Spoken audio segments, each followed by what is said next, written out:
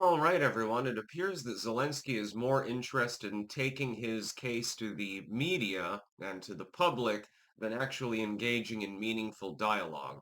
Now, for a long time, I've said the same thing. I've been very, very consistent about this. I am neutral on the Russia-Ukraine war, generally speaking. Is Russia technically the aggressor? Yes, fully admitted. That's one thing. Is Ukraine fighting very, very well? Yeah, actually, surprisingly well, actually.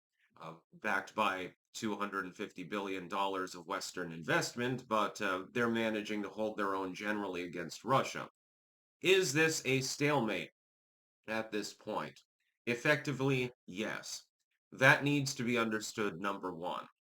Did Zelensky show up at the White House dressed like John Fetterman and then insult to his face the Vice President of the United States and then get into a heated dialogue with the President of the United States in our own capital? Yes.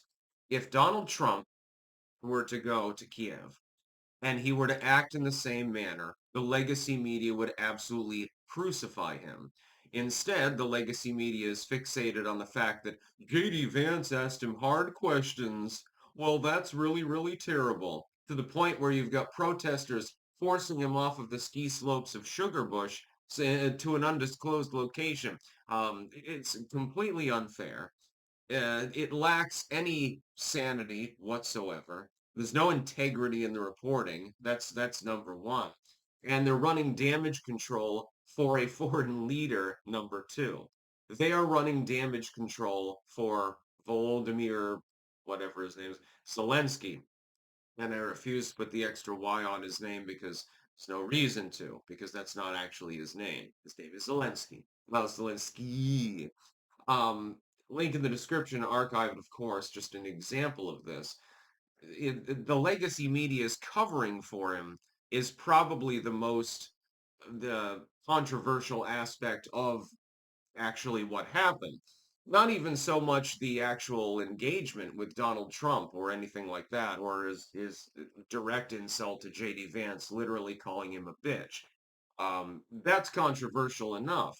But the way it's being covered, and the lies by omission, the lies by structure, the outright lies, and the insinuations that I'm seeing in most legacy media coverage of that particular spat is absolutely hilarious to me.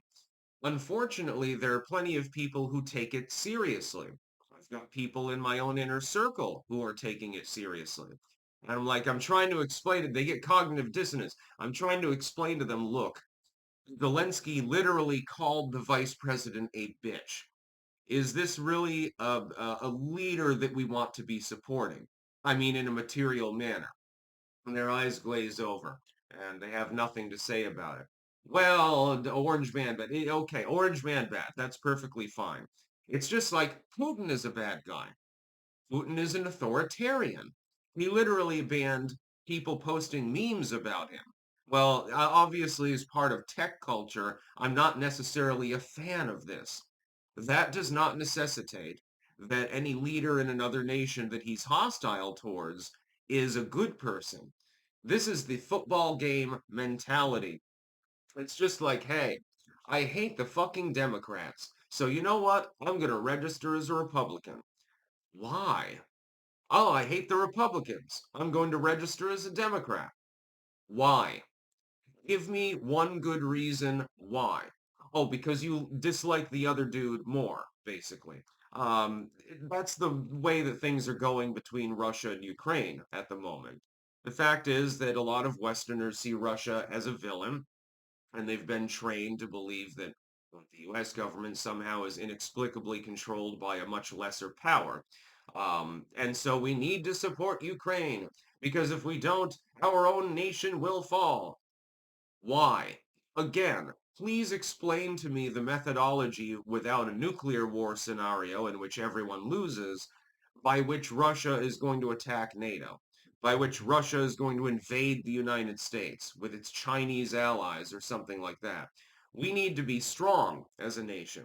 The military needs to be rebuilt and actually expanded and used sparingly, preferably. We need to reform our own system, though, first. We need to reform our economic system. We need to reform the way in which our military works. We need to reform our border. If we can be strong, we can more easily help our allies. But our allies don't seem to understand this. At least some of them. Some of them seem to understand. Most of them, though, don't. It's our East Asian allies and our allies in the Americas mainly that seem to understand this. Europe, looks down its nose at the United States and engages in snobbery more than anything else and tries to tell us what to do. Well, go ahead. I mean, if you kick the US out of NATO, that's fine. Enjoy half of the budget for NATO going bye-bye. That will be real cool. Yeah, the Russians totally won't run, stomp all over you. The United States is basically a too big to fail venture at this point. We're the number one economy in the world. We're the number one military power in the world. We're the number one diplomatic power in the world. Good luck. I wish the Europeans well in our absence, should that happen.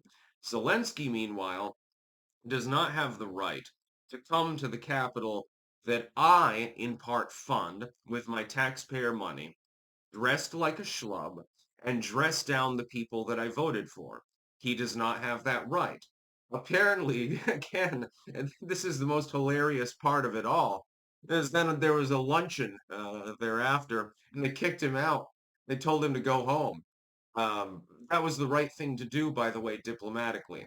When you're dealing with East European politics, you have to take the high ground.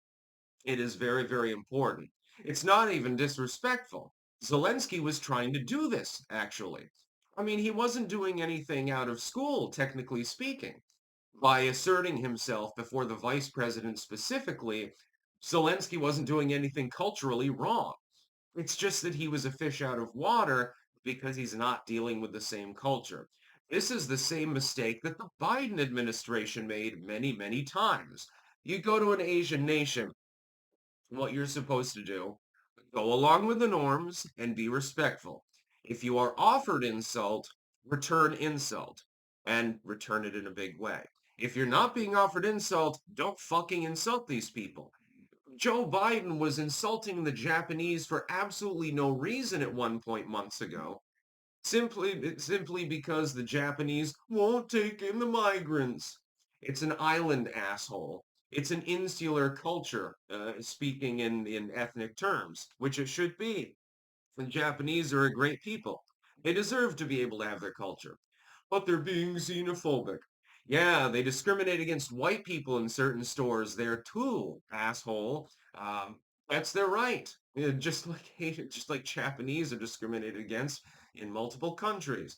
You're a Japanese and you go to Uganda. You think you're going to get a warm welcome, treated like a god or something like that? Biden was insulting the Polish, one of our closest allies in Europe, by the way, with a culture that is exceptionally pro-American, more pro-American, as of last count at least, than Americans are pro-American, which is interesting. What about Hungary? I can give, a number of examples of times the Biden administration engaged in that sort of behavior, and the legacy media glossed it over. Put it on page B. Here's the top 10 reasons why he's right about the fucking Japs, or something like that. It was inexplicable. Donald Trump decides to dress down Zelensky in the goddamn US Capitol after he insults his vice president, and all of a sudden it becomes a problem. The legacy media damage control campaign that I've seen is absolutely insane.